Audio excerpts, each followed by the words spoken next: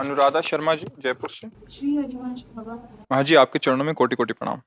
महाराज जी, ग्रस्त में रहकर जिन संतों ने भगवत प्राप्ति की और इस जन्म को सफल बनाया, उन्हीं संतों की तरह मुझे भी प्रिया प्रीतम की प्राप्ति करनी है। मेरे जीवन श्वास श्वास का बस यही एक ध्येय बन गया है। इसका है हाँ, नाम जप करो, श्री जी के आश्रित रहो, अपने मन की एक एक वृत्ति को जांचती रहो, कोई ऐसी वृत्ति ना उठे जो भगवत विरोधी हो, जो हमें प्रभु से विमुख कर दे। और नाम जप करते हुए प्रभु की लीलाओं का गायन, लीलाओं का श्रवण, लीलाओं का चिंतन और श्री जी की सेवा विराजमान करो, उनकी सेवकाई करो। उससे हमारा मन बहुत जल्दी उनमें आसक्त हो जाता है। श्री जी में मन आसक्त हुआ कि शरीरासक्ति घटी, शरीरासक्ति घटी कि विकार नष्ट हुए, प्रेम जागृत हो गया। यही उपाय है। संतों में स्त्री पुरुष शरीर का भेद नहीं होता, संत तो संत होते हैं। भेद किया दंडकारण्य के ऋषियों ने कि शबरी स्त्री शरीर और अमुक जाति की, तो आप देख लो सरोवर में कीड़ा पड़ गए और प्रभु किसी भी ऋषि के घर नहीं गए। कहाँ अगर कोई श्रद्धा रखते थे तो उनसे पूछ लेते थे, कहाँ है सबरी माँ, कौन सा आश्रम है, इतने में निहाल करते थे। लेकिन गए सबरी जी के यहाँ। प्रेम और संतत्व भक्ति ये किसी के बंटवारे में नहीं कि पुरुष शरीर या स्त्री शरीर। श्री रामचरितमानस, पुरुष नपुंसक नारीवा जीव चराचर कोय, सर्व भाव भज कपट तज, भगवान कह रहे मोह परम प्रिय सोय। मानो एक भगति कर नाता, भगवान एक भक्ति का नाता मानते हैं। अच्छे भाव हैं, सावधान रहो, मन की वृत्तियों पर दृष्टि रखो और जहां मन प्रभु से विमुख चेष्टा की प्रेरणा करे वहां शासन। और जिसके संग से हमारा संयम बिगड़े, हमारा चिंतन बिगड़े, हमारा भाव बिगड़े, वो कोई भी हो, उसका त्याग कर दो। जाके संग कुमति मति उपजय, करत भजन में भंग, तजोरे मन हरि विमुखन। वो कोई भी हो, उस पे हमारा ये नहीं कि कौन, कोई भी हो, जिसके संग से हमारा भाव बिगड़े, हमारा संयम बिगड़े, हमारा चिंतन बिगड़े, प्रभु से विमुखता है, वो कोई व्यक्ति हो, वस्तु हो, स्थान हो, इससे हमें कोई मतलब नहीं। वो भगवान की माया है, उसका त्याग करके जिनके संग से भगवान का स्मरण बढ़े, पवित्र आचरणों में वृद्धि हो, भाव सुंदर बने, वो कोई भी हो, उसका संग करना चाहिए। आशीष कुमार शर्मा जी, मथुरा से। राधे राधे जी। महाराज जी, आपके चरणों में कोटि कोटि प्रणाम। महाराज जी, आपके प्रवचनों में सुना है कि मनुष्य को पूर्व जन्म के अच्छे व बुरे कर्मों का अगले जन्म में मिलता है। यदि उसका अगला जन्म मनुष्य है तो उसके बुरे कर्मों का परिणाम बचपन से ही क्यों भुगतना पड़ता है? क्योंकि बहुत जन्म है ना पीछे से, पहला जन्म थोड़ी है। अभी तो प्रश्न किया था किसी ने कि गर्भ ही में नष्ट हो जाता है। क्यों नष्ट हो जाता है? उसने तो अभी कोई कर्म नहीं किया, अभी तो माँ के गर्भ में है, लेकिन उसकी जो रचना हुई वो कर्मों से। संचित कर्म का परिचय जानते हो? संचित पहले से जो आ रहे हैं, संचित जो हमने की है वो हाँ, वो गोदाम, उसे कर्मों का गोदाम, उसे संचित कर्म कहते हैं। गोदाम जमा है, उससे कुछ निकाल करके प्रारब्ध बनाया गया जिससे शरीर रचा। अब आगे है क्रियमाण, जो नई फसल तैयार करोगे। ऐसा भजन करो कि तुम्हारी गोदाम में आग लग जाए जो पुराना माल जमा है, और जिससे हम दंड भोग रहे हैं ऐसी स्थिति बनाओ कि वो दंड आप तक पहुंच ना पावे। मतलब शरीर में पीड़ा है, मन भगवदानंद से युक्त है, क्या फर्क पड़ेगा? महाराज जी, क्या छोटे 5 साल या 10 साल के बच्चे को भी कष्ट मिलना? अरे वो बच्चा है, बहुत पुराना है, उसका कपड़ा नया है, तुम अभी समझ नहीं पा रहे। वो जीव बहुत पुराना है, अभी उसका कपड़ा नया है, इसलिए तुम्हें लग रहा है तो 5 वर्ष का बच्चा, इसने क्या अपराध किया होगा? नहीं, वो पुराना गुरु है, वो पुरातन भगवान का अंश है, न जाने कितने जन्मों से क्या करता चला आ रहा है, तो क्रम बाई क्रम उसको भोगना पड़ रहा है। समझ रहे कि नहीं? नहीं तो मानो हमने इस जन्म में कौन सा भाई पाप किया, हम प्रश्न कर सकते हैं। अच्छा, ये किडनी बीच में नहीं खराब हुई, गर्भ से ही वो पॉलिसिस्ट किडनी डिजीज, ये माँ के गर्भ से आता है रोग, वंशानुगत। भैया ऐसा क्या? नहीं, हमारे कर्म का फल, ये हमारी लाडली की कृपा है कि ऐसे होते हुए भी मुझे ऐसे जिला रही है। ये हुआ नई खेती, पुरानी खेती आ गई और नई खेती ये हुई, नया कर्म जो भगवद आश्रय भजन हुआ, मस्त बेपरवाह की। अगर हमारी बात मान लो तो अभी बेपरवाह तुम हो जाओगे। हमारी बेपरवाही कितनी है उसका असर तुम्हारी छाती बताएगी। अगर हमारी बात मान लो तो गेट से निकलोगे मस्त निकलोगे। जब तुम हमारी वाणी तुम्हें मस्त कर सकती तो हम कितने मस्त होंगे अनुमान लगा लो। अगर पवित्र हृदय नहीं तो हमारी बात नहीं समझ पाओगे। ये प्रारब्ध कर्म तुम्हें दिखाई दे रहा, किडनी फिडनी कुछ चले, हम ना इसके सहारे है न इसके सहारे जी रहे, हम किशोरी जी के सहारे है और किशोरी जी के सहारे जी रहे, पक्का इसलिए किसी के दिमाग का हाल करता। इनसे कोई फर्क थोड़ी पड़ता है हमारे, क्योंकि हमको ऐसी ठौर मिल गई कि इनका कोई परेशानी नहीं, अभी छूट जाए, अभी नष्ट हो जाए, अभी मर जाए, कोई फर्क नहीं पड़ेगा। वही हम पहुंचाना चाहते हैं, वही भाव तुम्हारे अंदर डालना चाहते हैं। अब ये हो कि भाई खूब खूब स्वस्थ हैं, खा पी रहे हैं, मौज मस्ती करें, तो भाई ये बोलेंगे हम तो बीमार आदमी, बीमार होके हो जानते हो कई बजे, 2 बजे रात्रि से वहां चलते हैं, और एक बार झपकी नहीं लगती कि हाँ क्या प्रश्न, ऐसा नहीं है। राइट टाइम लेटना, उठने में नींद आए तो आए, नहीं खत्म, दिन में 1 मिनट भी नहीं सोना। अभ्यास करो, प्रभु का आश्रय लो, भजन करो, दिव्यता में आओ। पूर्व जन्मों के कर्मों के अनुसार बड़े बड़ों को दंड भोगना पड़ता है। रामकृष्ण परमहंस जी के गले में कैंसर था, ये बड़े बड़े महापुरुषों के देखो ना, अब हमारा फाइनल है, अंतिम जन्म है, अब जितना हिसाब अभी और होगा पूरा भोगना पड़ेगा। मतलब 100 में 10 थप्पड़ लगेंगे, 90 माफ हो जाएंगे, पर वो 10 का हिसाब जोड़ेंगे तो 100 तक पहुंच ही जाएंगे, इतना हिसाब जमा है। अब ये ज्ञान तो होता नहीं जीव को, तो सोचने लगता है इसका क्या दोष, बच्चा था अभी। वो बच्चा नहीं था, उसने जो जो जन्म जन्मांतरों में अपराध किए उसके अनुसार उसका दंड विधान होता है। इसलिए दोषारोपण प्रभु पे ना करके हम आगे अपना सुधार कर लें, अपना भजन ऐसा कर लें कि पीछे वाले को हम मिटा दें। समझ पा रहे हैं आप जी? जगमोहन दीक्षित जी दिल्ली से। महाराज जी, आपके चरणों में कोटि कोटि प्रणाम। महाराज जी, आपकी कृपा से ऐसा भाव समझ में आ रहा है कि सब कुछ प्रिया जी की इच्छा के अधीन है, और आप जी के चरण बल से ये सूत्र जीवन में दृढ़ता से अपनाने का प्रयास भी कर रहा हूँ। सदगुरुदेव भगवान, फिर भी कभी किंचित ऐसा सूक्ष्म भाव। देखो, थोड़ा सा तो अभी समझना पड़ेगा, जब तक वासना है और उपासना का पूरा रंग हृदय में नहीं आता, तब तक मन तुम्हें धोखे में डाल सकता है। इसके लिए थोड़ा विवेक की प्रधानता रखनी होगी। कोई भी वासना जनित प्रेरणा को प्रिया जी की प्रेरणा मानकर कहीं ऐसा ना हो जाए, इसलिए हम बीच में बोल पड़े कि सब कुछ प्रिया जी की इच्छा से उस हृदय में स्वीकृति होगी जिसकी समस्त कामनाओं का शमन होकर भगवदाकार वृत्ति हो गई है। नहीं तो वासना और उपासना का भेद न समझने के कारण समझोगे ये प्रभु की इच्छा ही है, चलो भोग लेते हैं या कर लेते हैं। वो पापाचरण आपको जब दंड देगा तो कहोगे ये क्या हो रहा है, हमने तो आपकी इच्छा मानी थी। तो भगवान की इच्छा है या वासना है, तस्मात् शास्त्रम प्रमाणम ते कार्याकार्यो व्यवस्थितौ। गुरुजनों की वाणी और शास्त्र प्रेरित अगर स्फुरणा है तो प्रियाजू की प्रभु की प्रेरणा है, नहीं तो ये मन की प्रेरणा है, वासना से प्रेरित हो रहा है, हम इसे प्रियाजू की प्रेरणा नहीं मानेंगे।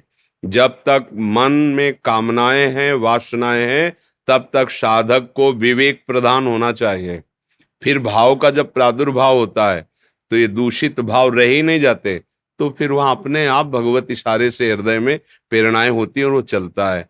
इसलिए भाई यहाँ थोड़ा सावधानी की जरूरत है, कहीं कुमार्गगामी मन अपना राज्य इस शब्द को लेकर न कर बैठे। प्रभु जो आदेश कर रहे हैं उसके अनुसार जब चलोगे तब सब वासनाएं नष्ट होंगी और फिर भगवत इच्छा का जागरण होगा। भगवत इच्छा का मतलब कोई इच्छा ही नहीं है, भगवत इच्छा का मतलब कोई इच्छा नहीं है। अब जो कुछ हो रहा है वो भगवत इच्छा से हो रहा है, हमारा कोई संकल्प नहीं, हमारी कोई चाह नहीं, हमारी कोई इच्छा नहीं, ना शुभ ना शुभ। अब जो हो रहा है वो देख रहा है, कर्ता नहीं बचा, कर्ता और भोक्ता भाव मिट गया जो अज्ञान के कारण था। अब वो देख रहा है कि मेरे प्रभु लीला कर रहे हैं इस शरीर को निमित्त बना करके।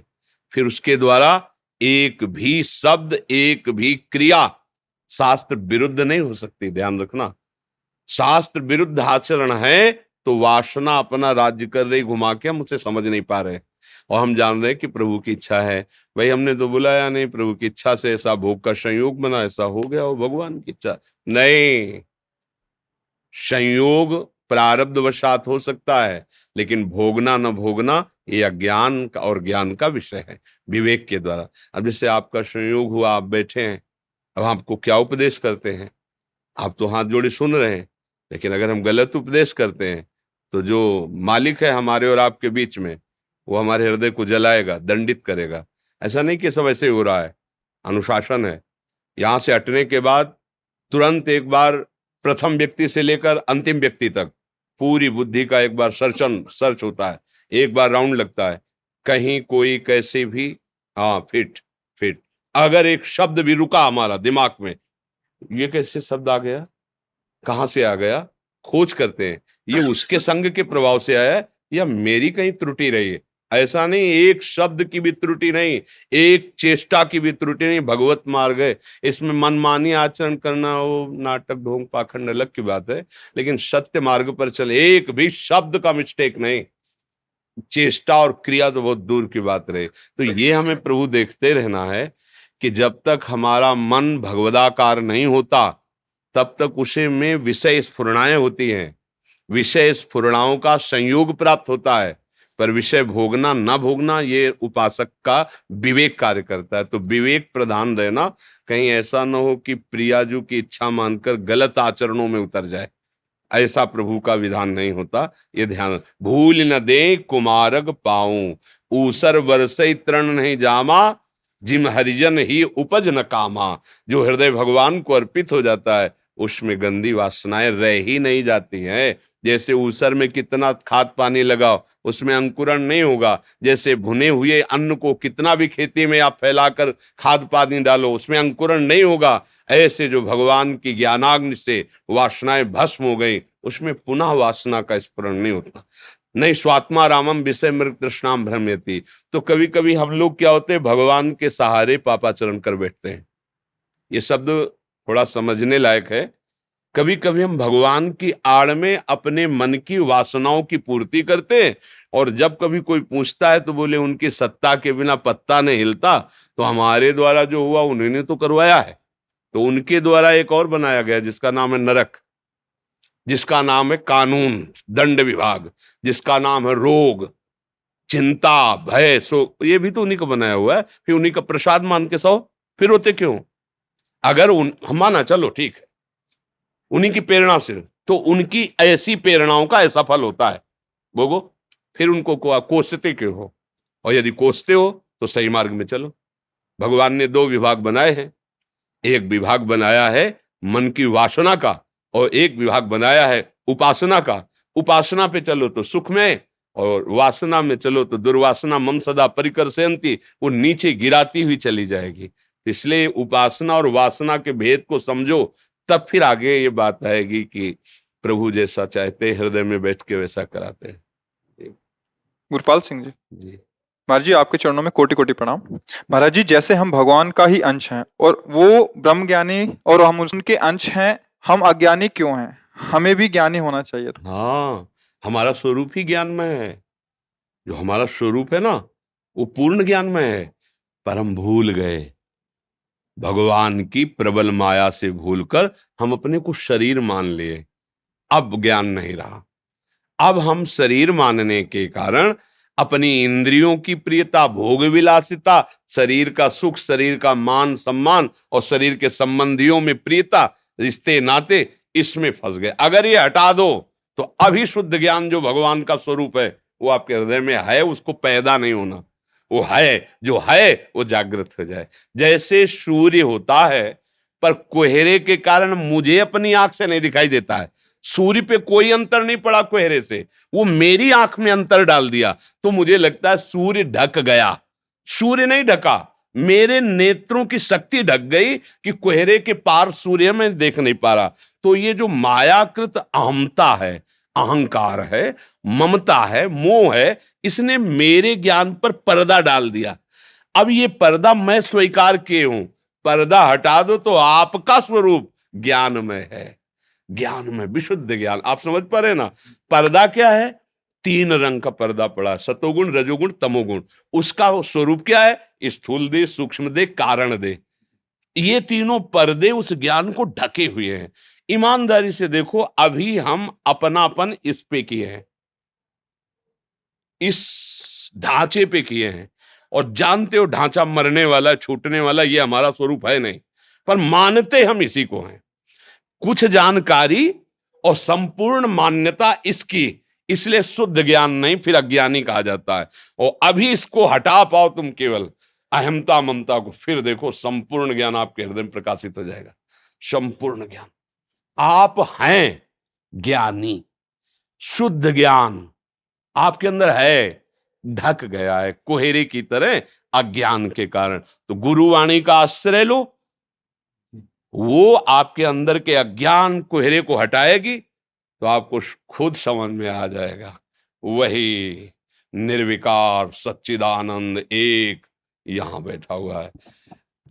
पूर्णमदः पूर्णमिदं पूर्णात् पूर्णमुदच्यते पूर्णस्य पूर्णमादाय पूर्णमेवावशिष्यते।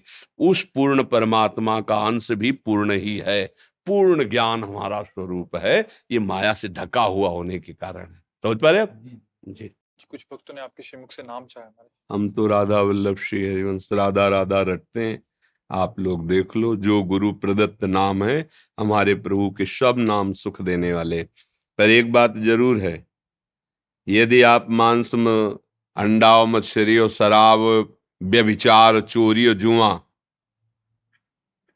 फिर बात नहीं बनेगी। किसान भी फसल पैदा करने के पहले खेती को तैयार करता है, उसके योग्य बनाता है, फिर जब बोता है तो 40 किलो अगर अनाज डाला तो 100 मन अनाज पैदा होता है। तुम पहले अपने हृदय की आदतों को सुधारने के लिए भजन करो। जहां हृदय की गंदी आदतें सुधरी, तहां आनंद आने लगेगा। जब तक हृदय की गंदी आदतें नहीं सुधारोगे, भगवदानंद नहीं अनुभव में आएगा। तब आप कहोगे कुछ नहीं होता नाम जप करने से, हमने जप के देखा, कुछ नहीं होता इस मंत्र से, हमने करके देखा। तो तुम वो तो थोड़ा कर रहे हो और बहुत विरोधी भाव कर रहे हो।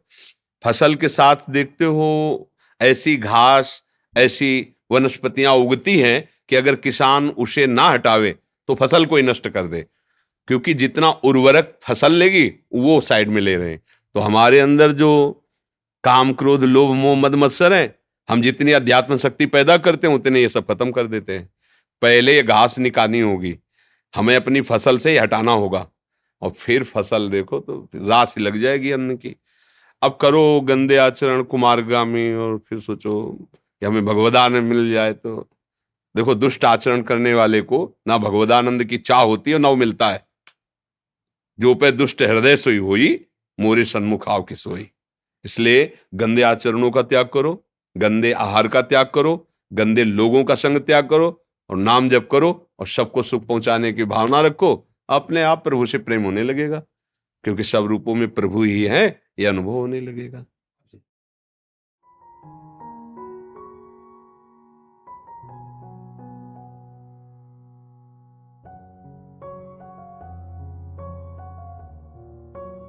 हम लोग सनातन के लिए कार्य कर रहे हैं, क्योंकि हमारा सनातन, क्योंकि हम लोग संतों की संतानें, ऋषियों की संतानें, अलख निरंजन आपी आप, ना कोई माई ना कोई बाप, अलख निरंजन आपी आप। तो हम लोग आपसे अपेक्षा भी है और आपसे उम्मीद भी और निवेदन ही आपके चरणों में कि हम लोग जेवर एयरपोर्ट के पास में एक कार्यक्रम कर रहे हैं आयोजन 10 सितंबर रविवार का। तो हमारी उसमें मेरे पूज्य गुरुदेव हैं आनंद पीठाधीश्वर, जो भारत में 6 आचार्यों में हैं। आप आचार्य पद्धति में स्थान महाराज जी का आनंद अखाड़े के आचार्य महामंडलेश्वर हैं, और हमारे काल का पीठाधीश्वर हैं महंत सुरेंद्रनाथ अब्दू जी महाराज, और हमारे जो अयोध्या राम जन्मभूमि के जो मुद्दे को जो उन्होंने उठाया था सभी चैनल पर, दीपांकर जी महाराज, साध्वी डॉक्टर दी प्राची निरंजन ज्योति जो ग्रामीण विकास मंत्री हैं। तो काफ़ी संतों की गर्मामयी उपस्थिति। तो हमारी ऐसी अपेक्षा और उम्मीद भी है आपसे कि आप भी उसमें अपनी से डायलिसिस शुरू हुआ किडनी के, तो अभी जैसे अभी उठेंगे थोड़ा प्रसाद लेके डायलिसिस पे चले जाएंगे।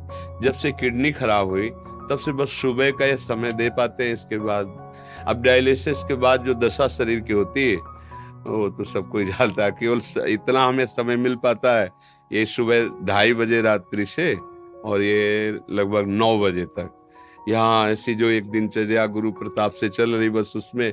इसके बाद ये जब से डायलिसिस शुरू हुआ तो शरीर सामर्थ्यहीन हो गया, इसलिए कहीं हम जा नहीं पाते हैं। अगर डायलिसिस ना होता तो फिर टाइम ही था इसके बाद। अब क्या करें, शरीर को भी प्रभु ने ऐसी, और जहाँ तक होता है यहीं से बैठे बैठे अपने भागवत धर्म की अपने धर्म की, अपने प्रभु की, अपने संतों की, अपने गुरुजनों की। किसी भी संप्रदाय का कोई भी संत हो, किसी भी धर्म का कोई भी व्यक्ति हो, हमारा धर्म इतना महान है, वो सबको गोद में बैठालता है, सबको प्यार करता है, सबको दुलार करता है। हमारे धर्म में खंडन और विरोध शब्द नहीं है। हमारे धर्म में कोई भी किसी भी धर्म का हो, सबका वंदन और सबका आदर है। हाँ, जब कोई हमारे धर्म का खंडन करेगा और धर्म का विरोध करेगा, तो फिर जैसे माँ अपने उद्दंड बच्चे को चपत लगाती है, फिर भी उसमें प्यार ही होता है, ऐसे हमारे ऋषियों ने दंड विधान किया, शाप आदि दिए, कष्ट दिए, पर वो भी महामंगल के लिए। हमारा जो परम पावन धर्म है वो सबके मंगल के लिए है। हमारे धर्म के ऋषियों के मुख से सदैव ये निकला है, सर्वे भवन्तु सुखिनः, सर्वे सन्तु निरामयाः, सर्वे भद्राणि पश्यन्तु मां कश्चित् दुख भाग भवेत्। कभी भी किसी को भी किंचन मात्र कष्ट न हो। हे भगवान, सबका मंगल करो, सबको आनंद दो। तो इसलिए अब शरीर की सामर्थ्य होती तो चल करके, अब शरीर की सामर्थ्य तो अब जैसे प्रभु जिलाएं, पर जब तक गले में दम है बोलने की, छाती में थोड़ा भी पावर है, तो हम उनका यश गाते हैं, समय व्यतीत कर रहे हैं। अब जिसकी किडनी फेल है उसका कितना जीवन कब तक, ये भगवान जाने। तो इसलिए जैसे आप गुरुजन प्रार्थना करते हैं, आदेश करते, तो बड़ा सकुच लगता है कि हम कैसे नहीं तो हमारा उत्साह है कि हमारी बात जहां तक पहुंचे, सबका मंगल हो, सबको सुख पहुंचे। तो इसलिए ये मैं तिरुपति बालाजी गया और मदुरई में मीनाक्षी टेम्पल है, मैंने मन्नत मांगी थी, महाराज जी आप बहुत स्वस्थ रहेंगे, उनको बहुत महाराज जी राजी ब्राह्मण हूँ और मैं कुछ नहीं दे सकता हूँ। जब से मैंने आपको देखा है, मैं राधा स्वरूप ही आपको देखता हूँ महाराज जी। महाराज जी इसको स्वीकार करिए। बिल्कुल माता जी आ जाइए, रिलीज कर लीजिए। ये वहीं पे आयो बरसाने से। ये उपरैनी है लाडली की बूढ़ी भाई, ये बाबा आपका गुरु भाई महाराज जी वहीं श्री जी मंदिर में सेवा करें। और भाग्य है कि लाडली जी की सेवा उन्हें मिली। आप परम प्यारे लाडले हो, प्रिय प्रीतम जो के बाबा सर, आप ब्रजवासियों की प्यार भरी दृष्टि है, तो मुझे लगता है मेरी प्रिया जी मुझे प्यार कर रहे हैं। प्रिया जी बिल्कुल, और आपके ऊपर हम तो श्री जी से अरदास करेंगे कि आपके ऊपर कृपा बनाए रखे और ऐसे ही भक्तन को सबन को आप प्रवचन देते रहे और भक्ति करते रहे जैसे हैं आपके हैं। अरे नहीं बाबा, आपका बस ये श्री जी का प्रसाद है, ये और कुछ नहीं है। राधे राधे राधे राधे। आप तो रोज देखते थे जब भिक्षा मांग के पाके कमंडल आचमन उसी कोकिल साई जी की जो टोटी थी ला उसी से करते थे। थोड़ा सा करंट सा आया। हाँ, 10वें वर्ष दीक्षावृत्ति से जीते। हाँ, पहचाना कि आप तो आपके घर भी गए थे।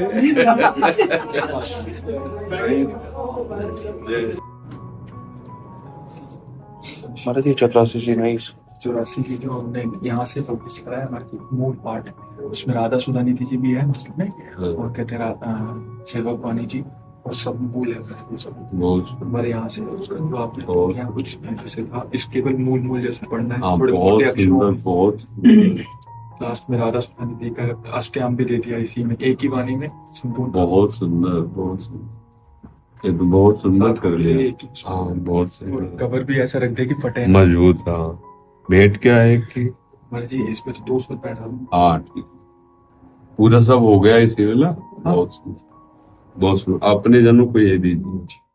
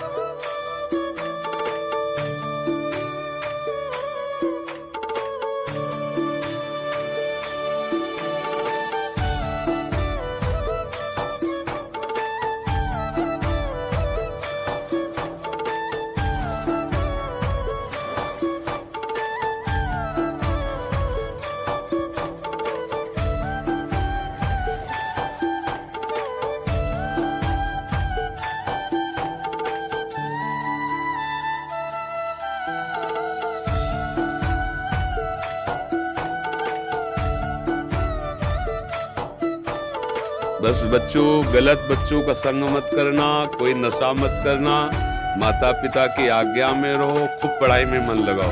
नहीं, हाँ, अगर गलत बच्चों का संग करोगे तो ये पढ़ना लिखना कोई महत्वपूर्ण नहीं रह जाएगा। गंदी आदतें आ गई, चरित्र खराब, तो क्या फायदा ऐसा। चरित्र बचाए रखना, कोई गंदी बात नहीं, कोई गंदा नशा नहीं, माता पिता की आज्ञा में चलो।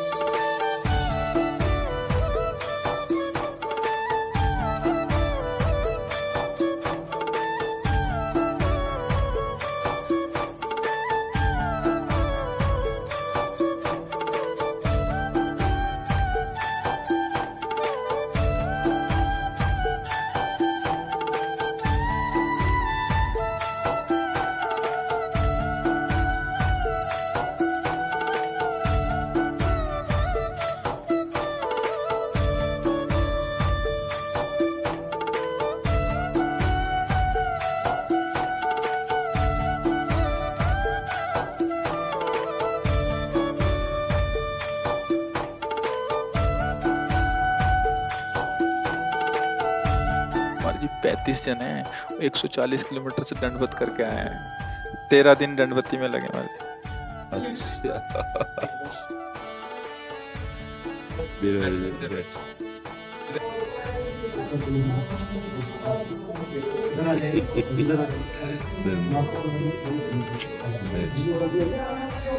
क्या भाव करके इतनी मेहनत की है? अच्छा, इस लायक तो है नहीं, एक कदम भी नहीं चल सकते, पर आपने भाव बहुत सुंदर है और भगवान भावना से ही बिक जाते हैं, भगवान बिक जाते हैं। वो बहुत कृपालु हैं। दैन्य भाव भगवान को बहुत प्रिय है। ये जैसे ठीक है, सुविधाओं से आना वो सब ठीक है, लेकिन जैसे आप लोग आए, ऐसे भाव प्रस्तुत किए, तो हमारी महारानी जी का महल है वृंदावन, और हम उनके दास हैं, उनके चरण सेवक हैं। तो परम मंगल, परम कृपा, श्री राधिका कृपा बिन सबके मन। अगर स्वामिनी जी की कृपा न होती तो आप ऐसे कैसे? स्वामिनी जी की कृपा से, और जिस पर स्वामिनी जी की कृपा है उसे दुर्लभ क्या हो सकता है। धैर्य पूर्वक रहे, नाम जप करते रहना, चाहे जैसी परिस्थिति हो, टूटना नहीं। आगे जो होगा खुद समझ में आ जाएगा। क्या दें आप सबको बताओ। प्रभु जो आपने दे दिया वो तो कुछ है, बस थोड़ा सा प्रभु। वो अभी कुछ दिन की वीडियो आया था, एक मस्तराम जी आपके सखा हैं जो आए थे, आपने वो सेवा कुंज में, तो उन्होंने आपसे कहा था कि सेवा कुंज में प्रभु हम आपको न्योता देने आए हैं। तो आपने कहा सेवा कुंज में तो हमारी स्वामिनी बैठी है, हम सर के बल चल पे, तो हमारी स्वामिनी बैठी, हम भी सर के बल चल के आए प्रभु। वैसे हमारा सामर्थ्य नहीं है प्रभु कुछ भी।